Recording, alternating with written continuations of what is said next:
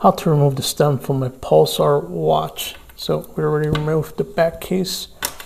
Okay, and this is actually pretty easy because it actually tells you, it says right there, it says push. So we're going to use this tool right here in order to push down on here, and then at the same time pull the crown and the stem out. So let's get to it.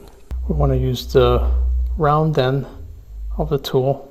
To remove the stem from the Pulsar, we want to push down. We want to make sure that the crown is on the in position, not the out position. And then you're just going to push down on here. And then it comes out.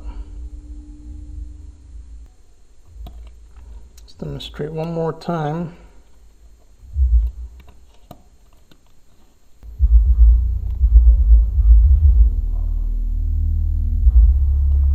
Alright, so the trick is to push down, not necessarily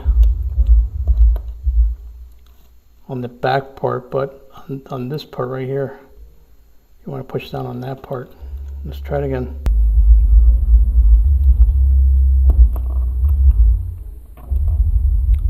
Okay, so you just got to make sure that you're on the in position, and then you press down hard on that part, and then you'll be able to get the stem out.